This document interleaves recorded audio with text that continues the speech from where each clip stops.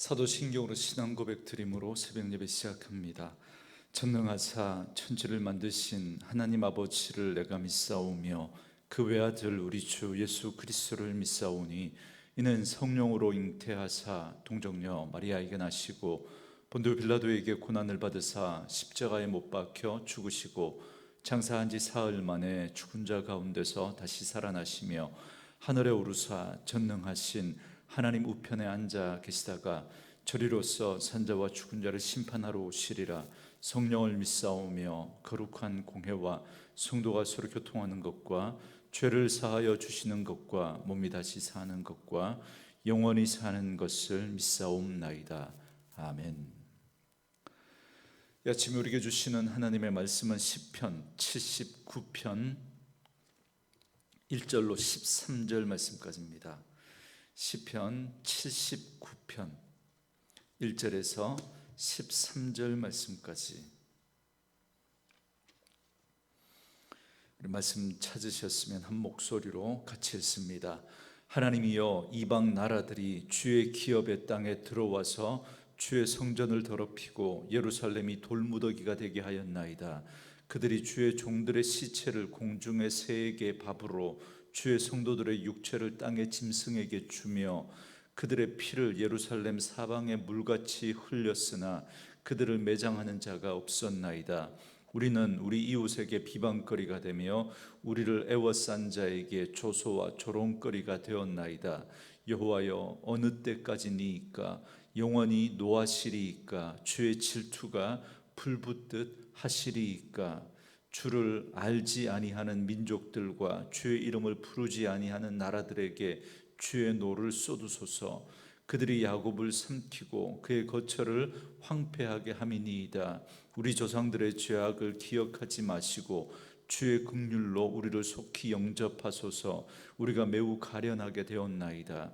우리 구원의 하나님이여, 주의 이름의 영광스러운 행사를 위하여 우리를 도우시며 우리 이름을 증거하기 위하여 우리를 건지시며 우리 죄를 사하소서. 이방 나라들이 어찌하여 그들의 하나님이 어디 있느냐 말하나이까? 주의 종들이 피 흘림에 대한 복수를 우리 목전에서 이방 나라에게 보여주소서. 갇힌 자의 탄식을 주의 앞에 이르게 하시며 죽이기로 정해진 자도 주의 크신 능력을 따라 보존하소서. 주여, 우리 이웃이 주를 비방한 그 비방을 그들의 품에 7배나 갚으소서. 우리는 주의 백성이요 주의 목장의 양이니 우리는 영원히 주께 감사하며 주의 영예를 대대에 전하리이다. 아멘. 오늘은 함께 읽으신 시편 79편 1절에서 13절 말씀을 중심으로 우리를 도우소서라는 제목의 말씀으로 잠시 은혜를 나누겠습니다. 매일 성경 순서에 따라서 또 잠시 시편 말씀으로 돌아왔는데요, 이 시편 79편의 저자는 아삽입니다. 오늘 이 아삽은 폐허가 된 예루살렘 성을 바라보면서 지금 이 시를 기록하고 있습니다. 엄청난 파괴의 그 과정을 직접 눈으로 지켜봐야 했고 사슬에 묶여 끌려가는 동족들을 지켜봐야 했습니다. 시인은 포로로 끌려가지는 않았지만 그러나 나라가 망하고 예루살렘 성이 폐허가 되고 성전이 무너지는 것을 바라봐야 했던 그는 아마 포로로 끌려가는 것보다 더 고통스러운 심정이었을 겁니다. 그래서 오늘 이 시편 79편은 이런 시인의 심정으로 우리가 바라봐야 합니다. 먼저 1절부터 5절을 보시기 바랍니다. 시인은 처참한 광경을 바라보면서 하나님께 기도하고 있습니다. 전쟁은 끝났지만 전쟁 후에 그 참상은 전쟁보다 더 심각했습니다. 예루살렘 성과 성전은 철저하게 파괴되었고 수많은 사람들이 잔인하게 살육을 당해서 예루살렘 그 자체가 하나의 거대한 돌무더기가 되어버렸습니다. 그러니까 무덤이 되어버렸다는 겁니다. 예루살렘 성 자체가. 그래서 피가 사방에 흘러넘쳤고 널브러진 시체들이 그렇게 사방에 그렇게 널브러져 있지만 그러나 매장해 줄 사람이 없으니까, 그러니까 새들과 들짐승이 와서 그 시체를 먹고 있는 참으로 그냥 눈뜨고 볼 수 없는 그런 처참한 상황이 지금 예루살렘의 상황입니다. 뿐만 아니라 더욱더 고통스러운 건 이로 인해서 이방 나라들이 그 이스라엘을 비방하고 조롱하고 있습니다. 이스라엘이 이방의 조롱거리가 된 겁니다. 4절에 보시면 우리는 우리 이웃에게 비방거리가 되며 우리를 애워싼 자에게 조롱거리가 되었나이다 그럽니다. 바벨론을 비롯한 주변 나라들이 그렇게 망한 이스라엘을 바라보면서 조롱하고 조소합니다. 하나님의 백성에게 여러분 이만큼 더 큰 굴욕이 어디 있겠습니까? 그러나 이러한 비참한 현실 가운데 시인은 깊은 영적 통찰력을 나타냅니다. 5절 말씀에 여호와여 어느 때까지니이까 영원히 노하시리이까 주의 질투가 불붙듯 하시리이까 그럽니다. 이스라엘이 지금 이런 고통과 수모를 당하는 것이 하나님의 진노 때문이다라는 걸 시인은 알았던 겁니다. 이스라엘이 국력이 약해서 나라가 망한 게 아니고 그리고 이방 나라가 강해서 이스라엘이 망한 게 아니라는 겁니다. 여러분 이건 세상 관점이죠. 세상은 힘의 논리로 모든 걸 바라봅니다. 그러나 여러분 신앙의 관점은 그렇게 바라보는 게 아닙니다. 신앙의 관점으로 바라보면 이건 이스라엘의 죄악 때문에 하나님께서 그 이스라엘의 죄에 대해서 진노하고 계신 겁니다. 우상 숭배에 빠진 그 이스라엘을 향한 하나님의 질투가 맹렬하게 일어났기 때문입니다. 그래서 시인은 하나님께 묻습니다. 하나님은 언제까지 노하십니까? 여전히 맹렬한 질투를 하나님 우리를 향해서 가지고 계십니까? 지금 그렇게 이야기하고 있는 겁니다. 어떻게 보면 하나님께 대드는 것처럼 보일 수 있겠지만 이건 여러분 그렇게 이해하시는 게 아닙니다. 대드는 게 아니라 자신들의 죄를 인정하면서 하나님 앞에 묻고 있는 겁니다. 하나님 어느 때까지 진노하시겠습니까? 라고 물으면서 반문하는 거죠. 하나님 제발 이 진노를 거두어 주십시오. 여러분 우리도 살아가다가 보면 큰 고통과 고난을 당할 때가 있습니다. 그 고통이 멈출 것 같지 않습니다. 그때 우리도 오늘 본문의 이 시인처럼 그렇게 하나님 앞에 기도할 수 있어야 합니다. 하나님의 진노가 임할 때 우리 자신을 먼저 살펴보는 거죠. 혹시 우리 가운데 죄로 인해서 하나님의 마음을 아프게 한 것은 없는지, 하나님이 우리를 사랑하시기 때문에 우리가 그 죄 가운데 그냥 우리를 내버려 두실 수 없기 때문에 하나님이 지금 우리를 징계하고 있는 것은 아닌지 돌아볼 수 있어야 합니다. 여러분 여전히 하나님은 우리를 사랑하시고 우리에게 관심이 있습니다. 우리가 사생자라면 하나님이 우리를 사랑하지 않는다면 그냥 내버려 두시겠지만 그러나 하나님은 우리를 내버려 두실 수가 없는 겁니다. 그렇기 때문에 우리가 그게 하나님의 진노다라는 사실을 깨닫게 될 때 우리는 우리의 죄를 돌아보고 회개해야 합니다. 그리고 하나님 앞에 기도하면서 어느 때까지입니까? 하나님 이제는 용서해 주십시오. 그렇게 기도할 수 있다면 분명히 회복의 소망도 있게 될 줄 믿습니다. 두 번째로 여러분 두 번째 단락은 6절부터 12절까지인데요. 먼저 6절과 7절에 보시면 하나님을 모르는 자들에게도 심판이 있을 것임을 말씀하고 있습니다. 하나님을 모르는 자들이란 바로 이 성전을 파괴하고 주의 백성을 살해한 이 바벨론을 말합니다. 그렇지만 이 기도는 직접 원수를 갚게 해달라는 기도는 아닙니다. 원수 갚는 것이 하나님에게 있다는 걸 알고 하나님께 지금 맡기면서 하나님께서 대신 갚아달라고 신원해달라고 기도하고 있는 겁니다. 그리고 8절을 보십시오. 우리 조상들의 죄악을 기억하지 마시고 주의 긍휼로 우리를 속히 영접하소서. 우리가 매우 가련하게 되었나이다 그럽니다. 시인은 지금 우리가 이렇게 비참하게 되었사오니 이제 우리에게 긍휼을 베풀어 주옵소서라고 기도하고 있습니다. 그러면서 우리 조상들의 그 죄악을 기억하지 마옵소서 그럽니다. 언뜻 들으면 지금 우리가 당하고 있는 이 고난, 이 어려움이 조상들의 죄 때문인 것처럼 그렇게 들릴 수 있겠지만 여러분 그렇게 오해하지 마십시오. 그런 의미가 아니라 이 말은 조상 때부터 지금까지 계속되어 온 그 죄악을 기억하지 마옵소서 지금 이런 의미로 쓰이고 있는 겁니다. 이처럼 조상들 때부터 지금까지 지속되어 왔던 그 심각한 죄악으로 인해서 그래서 하나님을 떠나 우상을 섬겼던 그런 그들의 그 죄악에 대해서 하나님이 지금 징계하고 계신 겁니다. 여러분, 이런 징벌을 당하고 있는데 여러분 무엇을 간구할 수 있겠습니까? 그래서 시인은 오직 하나님의 긍휼을 구하고 있습니다. 죄를 덮을 수 있는 하나님의 긍휼밖에 없다는 걸 시인은 알기 때문에, 그래서 죄악을 고백하고 하나님의 긍휼을 구하고 있는 것입니다. 그리고 시인은 이제 이렇게 기도합니다. 9절에 우리 구원의 하나님이여 주의 이름의 영광스러운 행사를 위하여 우리를 도우시며 주의 이름을 증거하기 위하여 우리를 건지시며 우리 죄를 사하소서. 그럽니다. 오늘 시편 79편의 핵심 구절이 바로 이 9절 말씀이라고 할 수 있겠습니다. 이스라엘은 지금 하나님으로부터 매를 맞으며 자신들의 잘못을 생각합니다. 그러면서도 뻔뻔스럽게 이제 긍휼을 베풀어 주옵소서 그렇게 기도하고 있습니다. 이제 그만 하나님의 영광을 위해서 우리를 용서해 주세요. 이렇게 지금 기도하고 있는 겁니다.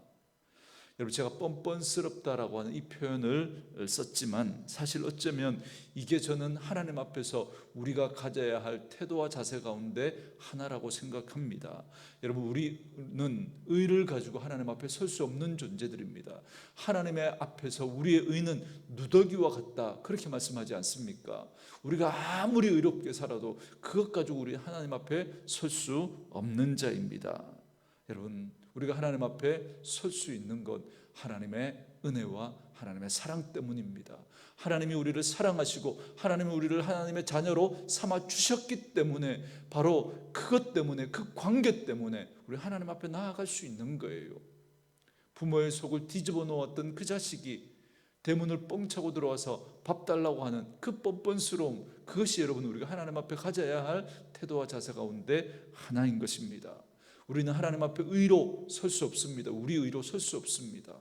우리는 예수 그리스도의 그 십자가의 그 은혜, 그 긍휼로 우리 하나님 앞에 나아갈 수 있는 것입니다.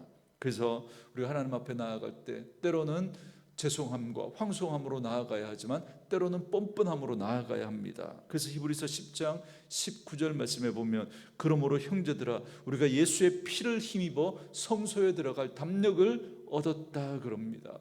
여러분, 지성소 안에는 죄를 가진 인간이 그냥 들어가면 죽습니다. 그러나 예수 그리스도의 그 피 때문에 우리는 그 성소에 들어갈 담력을 얻게 된 겁니다. 여러분, 이 담력이라고 하는 이 단어가 여러분 볼드니스라는 단어인데, 여러분 이게 뭐 용기, 담대함이라는 단어로 쓰이지만 그 단어의 뜻 가운데 보면 여러분 뻔뻔스러움이라는 단어가 있습니다. 그러니까 우리가 죄가 있지만, 그러나 이 죄를 가지고 감히 하나님 앞에 나아갈 수 없지만, 그러나 예수 그리스도의 그 피를 힘입어 우리는 뻔뻔스럽게 하나님 앞에 나아가는 겁니다. 그럼에도 불구하고 하나님 앞에 나아갈 수 있어야 하는 것입니다. 그래서 우리는 하나님 앞에 나아갈 때 한편으로는 죄송하고 황송함으로, 또 한편으로는 뻔뻔함으로 하나님 앞에 나아갈 수 있어야 합니다. 그래서 오늘 시인은 하나님은 결국에는 이스라엘을 용서하실 것을 알았습니다. 그리고 이스라엘에 대한 심판으로 인해서 하나님이 더 아파하신다는 걸 그는 알았습니다. 그래서 이러한 믿음으로 시인은 이제 용서를 구하고 하나님의 영광을 위해서 우리를 건져달라고 기도하고 있습니다. 그리고 나아가 10절과 12절에 보시면 이제 구원에 대한 소망을 가지고 원수들을 향한 기도를 합니다. 하나님을 모욕한 대적들, 그 이방 나라들에 대한 복수를 간구합니다. 시인은 지금은 비록 하나님의 징계를 받고 비참한 그런 신세가 되었지만 반드시 하나님이 긍휼을 베푸시고 그리고 원수들에게 하나님이 그 억울함을 갚아주실 것을 믿고 그렇게 지금 기도하고 있는 것입니다. 이제 마지막 13절입니다. 이제 시인은 기도 응답에 대한 분명한 확신으로 하나님 앞에 감사하며 찬양하고 있습니다. 하나님의 말씀 앞에서 각성이 일어났을 때 기도는 그 중심이 바뀌게 됩니다. 상황과 여건은 달라지지 않았지만 그 상황을 바라보는 시인이 달라진 겁니다. 그래서 이제는 애통과 슬픔과 절망의 탄식이 아니라 하나님을 향한 찬송으로 오늘 이 시가 바뀌고 있습니다. 그래서 비록 지금은 하나님의 진노 앞에서 큰 고통을 당하고 있지만, 그러나 때리는 저분이 나를 사랑하시고 나보다 아파하신다는 걸 알기에 울며 더욱더 하나님 앞에 나아가서 기도하는 가운데 그의 기도는 결국에는 감사로 바뀌고 있는 겁니다. 그래서 시인은 이렇게 고백합니다. 13절 말씀에 우리는 주의 백성이요 주의 목장의 양이니 우리는 영원히 주께 감사하며 주의 영예를 대대에 전하리이다. 이처럼 시인은 비참한 현실 가운데서도 하나님의 긍휼하심과 하나님의 영광을 생각합니다. 이로 인해 하나님께서 반드시 회복시키시고 그리고 하나님이 그들을 구원해 주실 것을 믿었습니다. 그리고 모든 악함과 연약함을 버리고 하나님께 감사하며 영광을 돌리며 확신하고 있는 것입니다. 저는 오늘 이 말씀을 묵상하면서 우리가 믿음의 삶을 살아가다가 오늘 이 시인처럼 절망스러운 일을 만났을 때 그때 하나님을 믿는 우리 그리스도인들이 어떤 태도와 자세를 가져야 하는지를, 그러니까 우리 성도가 가져야 할 생활 양식, 행동 양식이 무엇인지를 다시 한번 생각하게 되었습니다. 그것은 바로 하나님을 바라보는 일을 가장 먼저 해야 한다라는 것입니다. 특히 하나님과 나와의 관계를 먼저 돌아봐야 합니다. 그리고 하나님과의 관계에서 틀어진 것은 없는지, 그리고 하나님께서 의도하시는 바는 무엇인지를 우리는 살펴볼 수 있어야 합니다. 이때 만약 절망스러운 문제만 바라보고 그 해결책만 우리가 구하게 되면 답이 없습니다. 아니, 답을 찾더라도 그 답은 잘못된 답입니다. 그래서 오히려 더 절망하게 되고 더 큰 낙심과 실족에 빠질 수 있습니다. 답을 잘못 찾게 되면 하나님과의 관계는 더 틀어질 수밖에 없습니다. 여러분, 그 상황 속에서 자꾸 해결책만 먼저 찾으려고 하지 마시고 먼저 하나님과 우리와의 관계를 먼저 돌아보십시오. 그 속에서 뒤틀어진 부분들은 없는지, 잘못된 부분은 없는지, 하나님께서 우리를 돌이키시게 하려고 하는 그 부분은 없는지 먼저 돌아볼 수 있어야 합니다. 그럴 때 우리는 한 걸음 더 하나님 앞에 성장한 모습으로, 회복된 모습으로 나아갈 수 있습니다. 자꾸 급하게 해결책만, 답만 찾으려고 하면 여러분, 우리의 신앙에 아무런 성장이 여러분 있을 수가 없습니다. 사랑하는 성도 여러분, 세상의 이목과 나의 감정은 중요하지 않습니다. 만약에 세상의 이목이 중요했다면 하나님은 그 당신의 택한 그 백성 이스라엘 나라를 망하게 하면 안 됩니다. 하나님의 영광이 임재하고 있었던 그 성전 무너뜨리면 안 되었던 겁니다. 여러분, 너무나 우리가 세상의 이목에만 그렇게 마음 쓰면 안 됩니다. 하나님 바라보시고 하나님의 뜻을 먼저 생각할 수 있어야 합니다. 하나님은 하나님의 백성을 망하게 해서라도, 그 성전을 무너뜨려서라도 하나님은 하나님의 백성을 회복하시기를 원하십니다. 하나님과의 관계를 회복해 가시기를 원하시기 때문에 그렇습니다. 우리는 지금 여러모로 어렵고 또 참 아픔이 많은 그런 시대를 살아가고 있습니다. 그럴수록 더욱더 하나님을 바라볼 수 있어야 합니다. 여전히 우리를 사랑하시는 하나님, 그래서 그 아들 예수 그리스도를 내어주시고 그 주님이 십자가에 죽음을 당하셨지만 그러나 부활하셔서 우리의 승리가 되어주셨습니다. 오늘도 그 주님 바라보시고, 그리고 우리를 사랑하셔서 그 주님을 내어주신 그 하나님의 그 은혜와 그 사랑을 바라보면서 우리에게 아픔이 있지만, 고통이 있지만, 그러나 그 속에서 소망을 잃지 않고 살아갈 수 있는, 그래서 이런 모든 과정들을 통해서 하나님과의 관계가 더 깊어지고 또 영적으로 더욱더 성숙해져가는 저와 여러분 되어줄 수 있기를 주의 이름으로 축원합니다. 주신 말씀 묵상하시면서 이 찬양 함께 들으시고 기도하는 시간 갖겠습니다.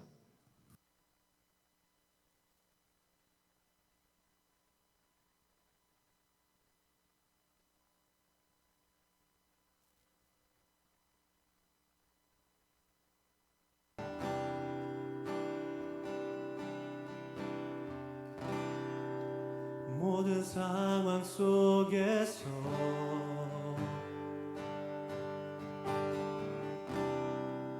주를 찬양할지라.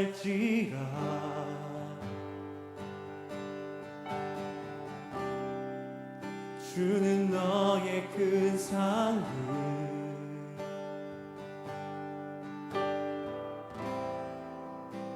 큰 도움이시라.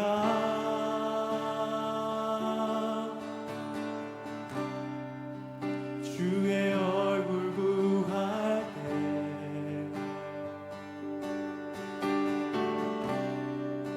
주의 영을 구사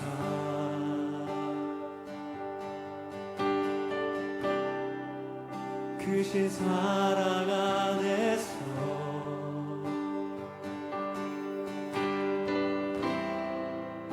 주를 보게 하소서.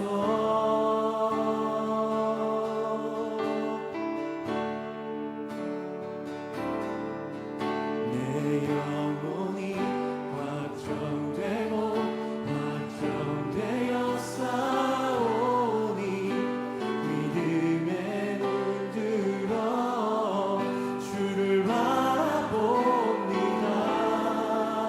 내 영혼이 확정되고 확정되어 싸우니 믿음에 눈들어 주를 바라봅니다.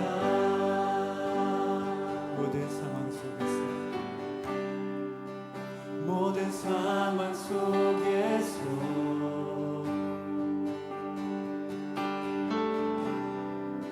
주를 찬양할지라.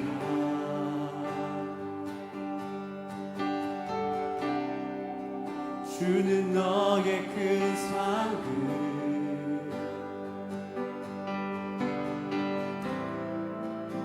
큰 도움이시라.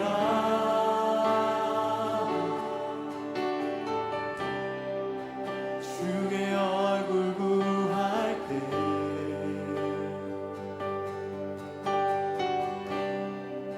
주의 영을 구사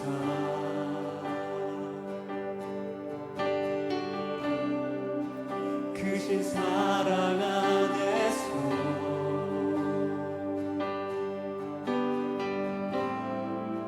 주를 보게 하소서. 주님